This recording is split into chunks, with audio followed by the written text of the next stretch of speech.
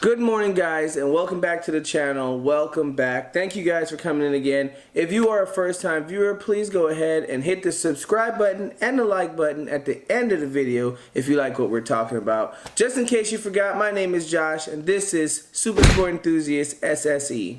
You ever had a dream that you could don't do you want don't do.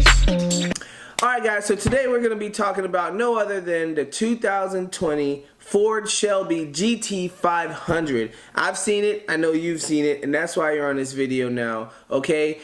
So apparently Ford is doing big things for 2020 with the Ford Shelby GT. We all know this is going to be the same platform with a 5.2 liter V8 supercharged. Now what they're saying is it will have over 700 horsepower. They're not giving a specific number. Rumors are told that it will be about 720.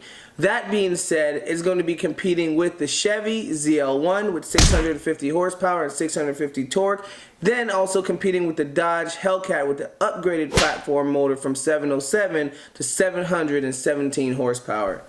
Guys, but the tricky thing about this one, on this platform, they have went away with the manual, okay? There's no manual for this 2020 Shelby GT500. I know, it's very shocking.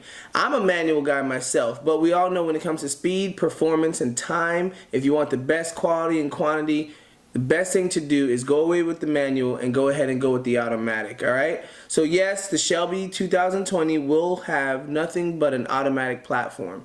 Now yes, some may say this may suck, but what I'm hearing is there will be a dual clutch in this car. We're talking like a millisecond. I believe in a quarter mile it's going to be a half of a second faster than the ZL1, which isn't bad, but I mean personally I feel with a dual clutch you should be doing way more than a half a second faster than a ZL1, especially when you have more horsepower, better transmission and everything. I believe they're still going with the 7-speed, but it's going to be a dual clutch automatic. And of course, paddle shifts. So there are going to be about 3 different driving modes on there. You have your track. Alright, track is going to be automatic shifts. You're going to have your drag. And then there is a manual mode per se that you can change it with the paddles on there. Alright guys, like I said, there will be different driving modes apparently for the platform itself. The dual clutch will respond differently for every driving mode, of course. Drag mode will be different shifts with no torque interruptions. The track mode will take steering angles amongst other parameters that's involved. An account to prevent any kind of abrupt shifts or anything different in the cornering or anything for the car, just to help in overall better shifts. Alright, so the car is more predictable. The software includes like launch control, line lock, which is definitely a big deal to a lot of people, especially a car like that, which is going to be way beast mode in the straightaways. You're going to want to have a line lock, especially for, I believe the Chevy has line lock. I know Dodge has line lock. I believe the older models, GTs, have line lock. I'm not too sure on the GT500s, but the GT350 and just the Mustang GT itself, 18s and 17 platforms I know have it. Alright guys, so Ford will be using the GT350 as a basis for this model, of course, but it's going to be upgraded suspension, roll bars. I know they're going to have the magnetic ride on here also, but all those things are going to be upgraded because you're going to have a way stronger power plant on this one. Also, I heard the drivetrain itself is going to be... Pause. The drive shaft itself is going to be carbon fiber. So as you can see, carbon fiber body, carbon fiber drive shaft, sorry. Sounds like Ford is going to be trying to save a lot of weight when it comes to this car. I'm not sure yet ideally where the weight's going to be at, but they seem like they're going in the right direction. Alright, again, when it comes to tires, they're talking Pilot Sports. I believe it's going to be the Cup 2s. What I'm seeing on some channels, they're talking about 305s in the front.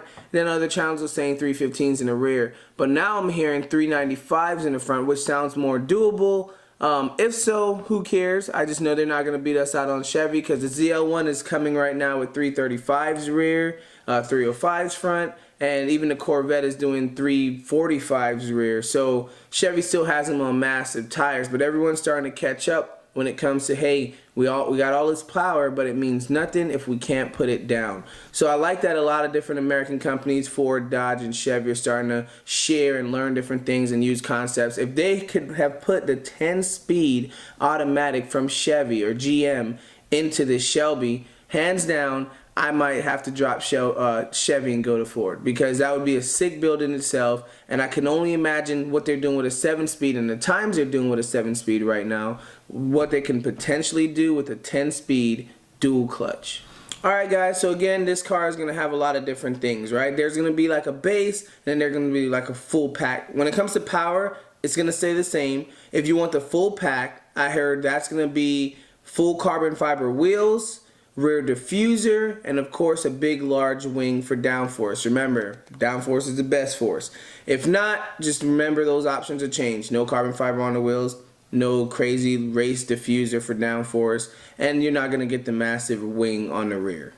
Alright, so what I'm hearing is the 0 to 60 is going to be in the mid 3s. Is that 3.5? Is that 3.6? I don't know. I know the Camaro Chevy ZL1 automatic is doing 3.4 0 to 60, 3.4 seconds 0 to 60. Again, maybe Ford is being conservative because they're saying over 700. Is it at over 700 at 701? Is it over 700 at 799? We don't know. I believe those numbers will come out in the summertime. Of course, it's cold right now. You're not gonna catch that car on a track putting down anything until it's nice and warm. All right. The quarter mile in less than 11 seconds. All right. Again, that's like a second or two, or half a second faster than the ZL1. Which, again, everyone's bashing Chevy. I'm not trying to stick up for Chevy. I want Ford to shine here. But understand, Chevy right now, the ZL1 is 650 horsepower, 650 torque. Chevy, Ford is coming out with this over 700 horsepower car with 650 torque. More horsepower, better time. Makes sense.